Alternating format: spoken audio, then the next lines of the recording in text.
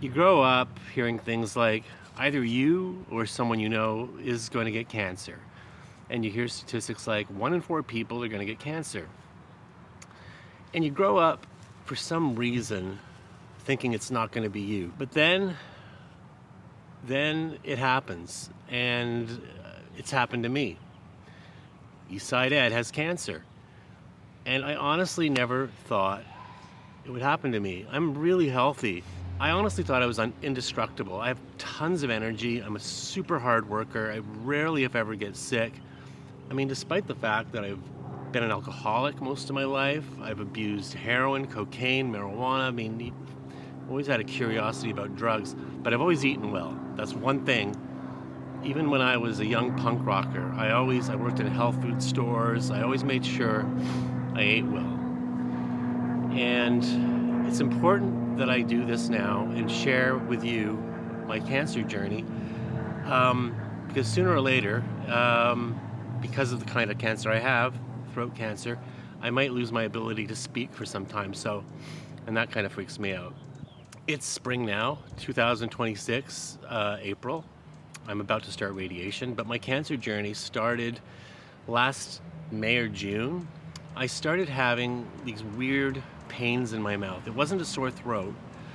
It was like a burning sensation, like when you get pizza burn, and you eat a hot piece of mozzarella and it burns your mouth. It felt sort of like that, but also it had this weird metallic taste. It was kind of overwhelming, and this would go on for like a week or two, and I wouldn't be able to eat properly. When we're ill, we can go online and self-diagnose, which I've always tried not to do, because I do believe without the proper education and qualifications, you can really freak yourself out. But sooner or later, I had to look it up. So I looked up weird mouth pain, metallic taste in mouth, and sure enough, like with many ailments, there'll be a list of possibilities. It could be a canker sore, it could be gingivitis, but whatever you look up, sooner or later on the list of possibilities, there's cancer. We often talk about how we feel things in our gut, and I do believe, I'm not a scientist, but maybe it's the lining of our stomach, maybe it's nerve endings down there, but we do really feel emotions in our stomach. I've got a gut feeling, that kind of thing. And when I read that, something in my deepest, darkest soul, I thought, I have cancer. I believed it. Told my wife. My wife is always, because I don't get sick that often, saying, "Oh, Ed, you don't have cancer. Don't believe that." So anyway, for a while, I went along just thinking, oh, okay, it's not cancer, but it was there. The seed had germinated. So eventually, I think around June, after these weird pains had come back a few times, I went to the doctor. And it wasn't my regular doctor. It was a doctor doing a locum. And, he opened my mouth and looked inside, and he could see that it was a little red. And I told him, I said, "Look, I'm afraid it could be cancer." And he was like, "Well, I don't see anything in there." And so, he sent me along my way, and he said, "But if it keeps bothering you, come back." So looking back now, the sequence of events that led to my diagnosis are rather weird. I bit my tongue in July really bad. Like, I chomped the fucking hell out of it. It was horrible. And it never quite healed. But at that time, I'd had an extraction of a molar, and I thought maybe the teeth were grating against the bite I'd taken out of my tongue. So I thought, oh, well, it's just the way my mouth is moving right now. So that pain was there, now added on to this weird mouth pain that just kept coming and going. So some reason I thought maybe it's dental pain, because dental pain can feel weird. You can have an earache and it's dental pain. So I went to my dentist, and she could see nothing, but she referred me to a oral surgeon. So I went to the oral surgeon, and he did an x-ray of my head, my jaw, my mouth, and could find nothing. But during that visit, he took my blood pressure, and I found out I had, like, what was it, 200 over 100, like stroke country blood pressure, which led me, obviously, to go back to the doctor. When you're a guy that's 61 years old, I urge if anyone's watching me out there, and you're particularly men, we are health avoiders after all. When you hit 60, even 50, start going to the doctor. Prostate, blood pressure. So anyway, went to my doctor, and yeah, I had dangerously high blood pressure. So high, in fact, that she was like, if you ever feel like a thunderclap headache or dizzy, go to Emerge immediately. I was put on blood pressure medication and a whole battery of blood tests, yada, yada, yada. So that's a separate health issue that's actually receded into the background. But the medication helped, and I no longer have high blood pressure. However, around this time, another doctor who was standing in for my full-time doctor. Doctors are very busy these days, particularly here in BC. Some people don't even have a doctor. Anyway, I went again, and this doctor, Dr. Hardy, I think I went in this time for her to look at my tongue, because my tongue was really starting to bother me. She looked at my tongue, and she went, yeah, actually there's something there. So she made a referral to ear, nose, and throat specialist, and they didn't see anything. Some people see this thing in my mouth, some people don't. They really couldn't figure out this weird pain, so that had kind of receded into the background. The doctors really weren't interested in this weird pain. Again, I'd done a bit of digging on the internet, and one ailment that seemed a possibility was something called burning mouth syndrome. Apparently only women in menopause suffer from, but the symptoms were remarkably similar. A burning mouth sensation, metallic taste, comes and goes. So I thought maybe that's it. And I thought, well, it's terrible, but it's not cancer. So I went to ear, nose, and throat, and my doctor, Dr. Anderson, kind of a grumpy old guy, he started looking into my mouth, couldn't really see anything. He stuck this camera up my nose, down the back, and again, it was about my tongue. Couldn't see anything on my tongue, but he found a cyst on my tonsil. At that point, we didn't know it was cancer. So he tells me this. He says, you have a cyst on your tonsil. We're going to have to take it off. And I was like, is it cancer? And he goes, we don't know yet. Maybe, maybe not. So now the fear of cancer has been ignited inside of me, but, the same suspension of disbelief or whatever that makes us think we're never going to die, I just kind of, I thought maybe it's not cancer. And my wife was like, Ed, you're as strong as an ox. It's not cancer. Went and had my surgery. I've never been in a hospital for anything other than, I got beaten up once in Quebec, fag bashed. That's another story. But I've never really been seriously sick, and I've never spent a night in the hospital. So I went to have my cyst removed and went away thinking, again, suspension of disbelief. I thought, hey, it's nothing. I'll be fine. I got a call back to come and visit my doctor, and it was cancer. And I can't tell you, you go through your life hoping that this never happens, that you're never sitting in a doctor's office hearing that you have cancer. All sorts of thoughts flooded through my head. Namely, I didn't want my kids to worry about me. I don't want anyone to worry about me. And I don't want to die, obviously. And I remember I used to work in a clinic as a palliative care worker for downtown Eastside addicts who, are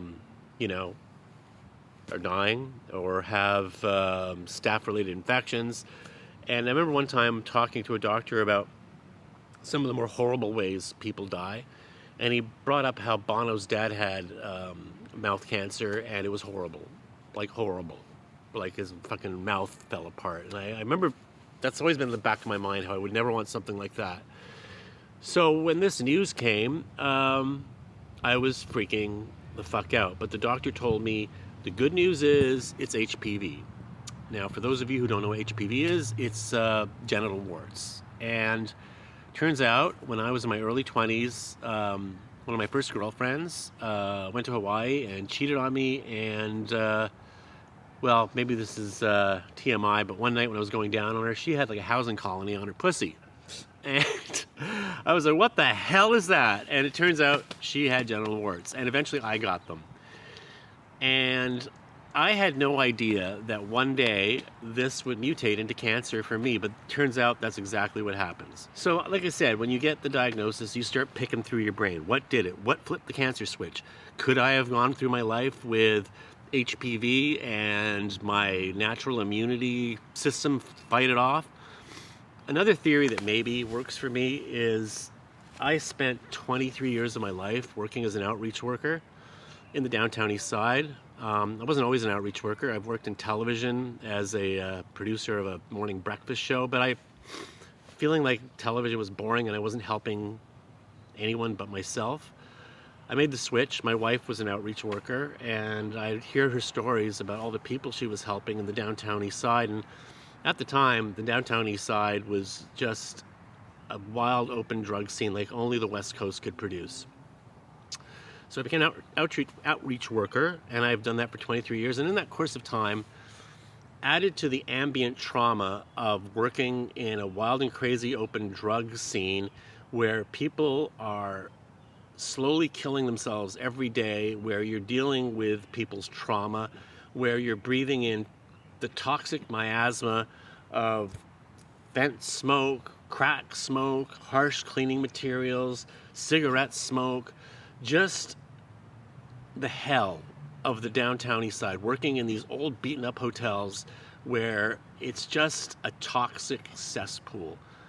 And it's hard being an outreach worker. You're kind of like a jail warden. You're kind of keeping the drug dealers out of the buildings. You're trying to keep the peace in these buildings. People are threatening your life all the time.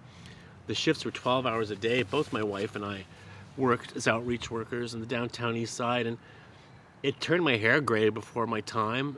When you have empathy, when you care about things, you do eat yourself up inside. You worry about the environment. I know I do. Like, I'm apoplectic if I throw out a Ziploc bag if I haven't washed it out 5 times. I go through my life worrying about people being hurt. Hearing about children in Gaza starving to death will bring me to tears. I guess when you get your diagnosis, you want to blame a whole lot of shit. And I guess what works for me is just how I've never really managed stress particularly well. I mean, I'm adopted.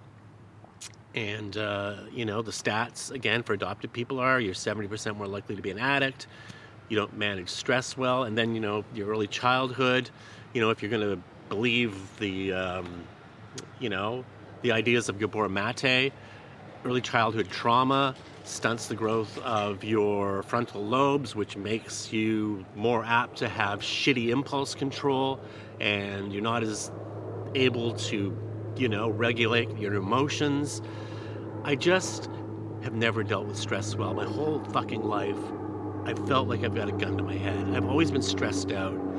I was bullied as a teenager. My mom was really abusive. And so I've always kind of felt like I can't relax. But now that I have this diagnosis, I can tell you one of the good things about cancer. And there are some good things about cancer, believe it or not. I've heard people say, cancer is the best thing that ever happened to me. And I thought that was fucking the most epic bullshit I've ever heard in my life.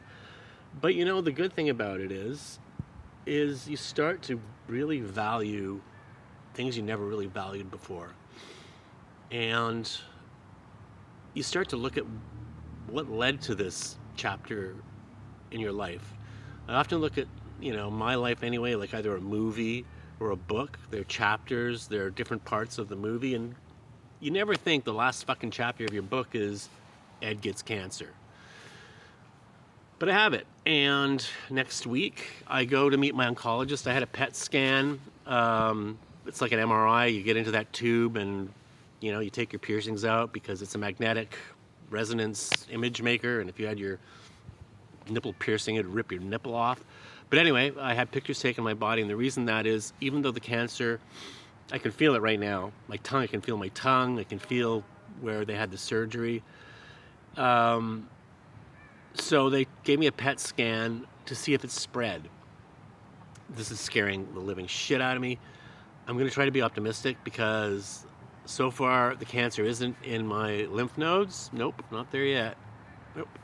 and it is in my nerves, so it isn't likely that it's spread. But if it has, right now, if the cancer is just where they found it, because it's HPV, my chances of survival are really high, 85 to 95%.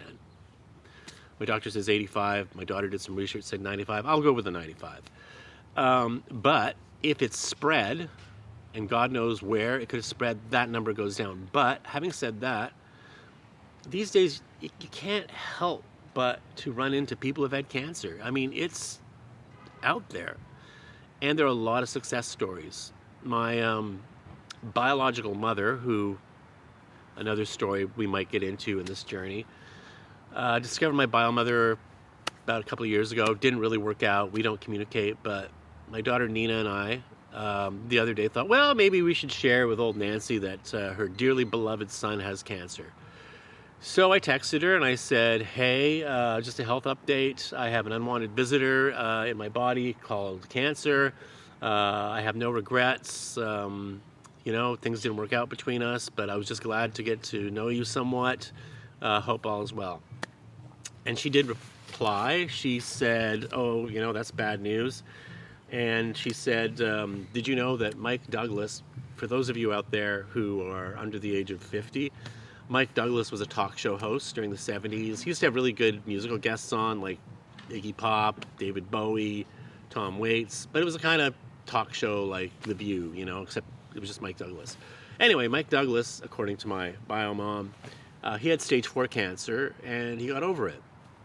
And, you know, Walter White in Breaking Bad, even though he's fictitious, he did wonderful things after he was diagnosed. Maybe I'll start cooking meth. Because, you know, when you're staring death in the face, suddenly maybe you're willing to take a few more risks. The radiation regimen I'm going to have is going to probably be 35 sessions. And that's going to have some really shitty side effects. It's going to hurt to swallow. My sense of taste is going to be knocked out. Maybe permanently, but I hope not. A lot of friends I've had who have had throat cancer got their taste back, so fingers crossed. And I'm going to get progressively really, really, really tired. So I'm not looking forward to that shit, but I got to be brave. And that's the number one thing. I got to maintain my sense of humor. I don't want my kids remembering me as being a pathetic, weak, screaming, selfish, fucking sick person. I've dealt with sick people as a palliative care worker, and some people are really classy when the old Grim Reaper's breathing down their back. And I've always had nothing but respect for that, because, you know, it's really important what you leave behind. And if this turns out to be, you know, I'm dead in 2 years or whatever, I want people to say, you know, Ed maintained his sense of humor. He was still the same generous, kind person he's always been. And we're left with nothing but fond memories. And that's what I want. And I'm going to try to be like that. I mean, I might be fucking dying on the inside, but I'll be damned if I drag anyone down. I'm not going to do that. So today I'm going to go shopping. It's a beautiful Saturday here in Vancouver, and I'm feeling pretty good. I dropped some acid the other night, and you know what? You might think someone who's just been told that they have cancer, the last fucking thing they'd be doing is dropping acid. But Michael Pollan, who's a writer who's written a lot about food, he recently did a book about how psychedelic therapy has been, they're using it now with people with palliative diagnosis, and it's really helped people see the big picture, how, you know, death isn't a big deal. And so now about once a week I do LSD. It's just helping me see the big picture. You know, we live in a beautiful, beautiful world. It's a fluke we're here on this little blue rock, just out in the middle of the fucking universe that we don't understand. And I have a good life. You know, I live in this beautiful co-op. I've got 2 daughters who love me, who aren't fuck-ups, thank God. And I got a wife who loves me, and I've done good stuff in my life. I've helped a lot of people. I'm really creative. Any job I've ever done, I've always given extra. I've always given extra. Done things I don't have to do. And if there is a God, I'm pretty confident I will end up in heaven. I don't believe in that kind of stuff, but, it's a bonus, right? Over the years, when people are facing hardship, either a loved one dies or they've got cancer like I do, the stock phrase that you will get from everyone is, oh, if there's anything I can do. And I always thought that's really funny, because I've always thought, well, if someone asks me if there's anything I can do, I'd say, well, yeah, you can get me the new electric VW van and maybe an ounce of cocaine and a golden chalice to put my smoothies in to begin with. So if, any of you out there want to get me the new electric VW van, I won't say no.